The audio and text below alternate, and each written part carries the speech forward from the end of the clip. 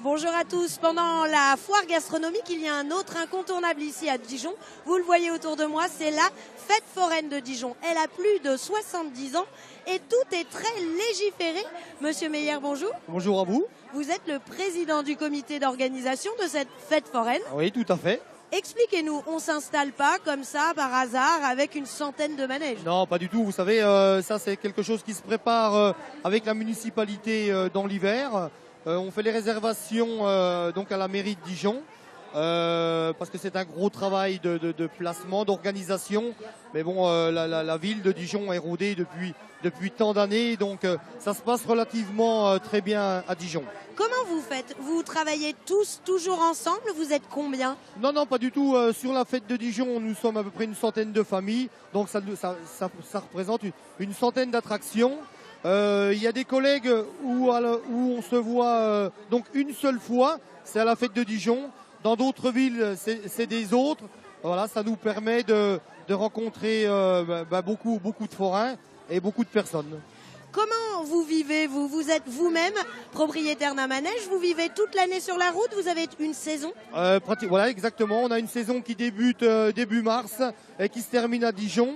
Et donc toute la période d'hiver, c'est notre période d'entretien de matériel, parce que c'est des machines, c'est de la mécanique, c'est de la peinture, c'est beaucoup de travail de maintenance.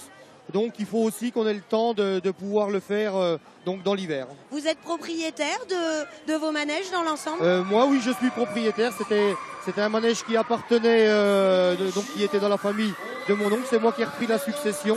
Ça va faire 25-26 ans. C'est pas forcément le cas. Certains louent leurs manèges, notamment les manèges à sensation. Tout à fait. Maintenant, les gros manèges, c'est des gros investissements. Donc les constructeurs nous apportent, on nous donne les moyens de faire du leasing et de la location. Ça permet aux forains de l'exploiter quelques années et de pouvoir changer ces manèges. Je vous remercie, monsieur Meyer. Moi, je vais aller vous en montrer un de manège à sensation. Allez, c'est parti, c'est les premières vitesses, les premières sensations. Alors, vous le voyez derrière moi, ça, c'est le Booster VMAX. C'est un des 10 manèges à sensation de la fête foraine. Vous connaissez bien les règles de sécurité. On ne fait pas n'importe quoi avec ces manèges. Comment ça se passe? Oui, tout à fait. On ne fait pas n'importe quoi. On accueille du public et c'est très important pour nous, la sécurité. Hein. On accueille le public, donc il faut que ça soit monté par des gens, par des professionnels. Et après, il y a une maintenance qui est faite au niveau journalier. Chaque jour, le propriétaire fait le tour de son manège et il ne monte pas les clients au premier tour. Hein, c'est-à-dire, on appelle ça chez nous, dans notre jargon, le tour de chauffe, ce qui nous permet de tester, voir s'il y a un bruit anormal avant la montée du public. À partir de là, une fois qu'on s'est assuré qu'il n'y a aucun souci, le public peut rentrer. Hein, voilà. Au niveau de la législation, il y a une inspection tous les ans obligatoire? Oui, alors ce type de manège qu'on appelle le manège à sensation, il y a un contrôle technique qui est fait tous les 12 mois. Hein, voilà. Et les autres manèges, c'est un contrôle qui est fait tous les 36 mois. Voilà. Au niveau de ces manèges, les propriétaires, est-ce qu'ils les achètent? Est-ce qu'ils les louent? Comment ça se passe? Un manège est dans une famille, un manège à sensation, c'est une famille qui la tient depuis longtemps? Oui, alors on a deux cas de figure. Le premier cas, c'est que effectivement, c'est le fruit de plusieurs générations qui permet d'avoir un manège à titre personnel. Et après, le deuxième cas que vous avez évoqué, ça peut être aussi éventuellement le constructeur via en location qui le loue. Voilà. On imagine que c'est des coûts impressionnants, ce genre de manège? Oui, c'est un coût très impressionnant.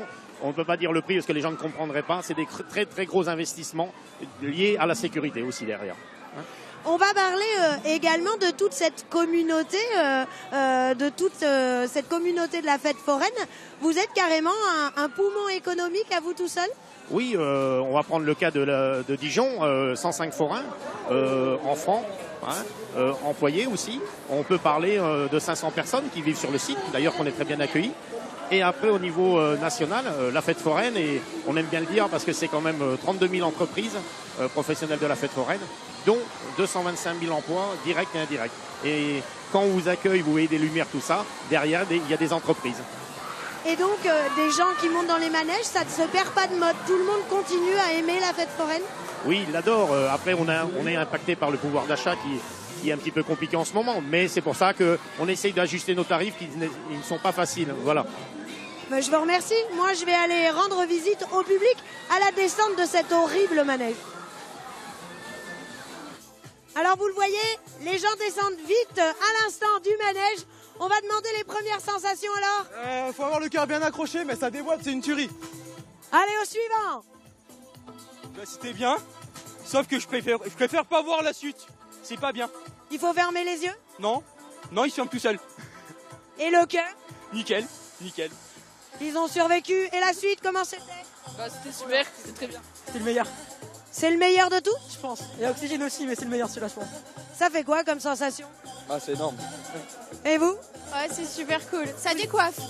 Vous savez que vous étiez la seule fille? Ah ouais? Bah écoutez, ouais. Donc non, c'est pas grave. Hein. Bonne continuation. Et nous, on se retrouve demain pour quelque chose de beaucoup plus calme, puisque nous serons à Mamiral, à la ferme au Lama.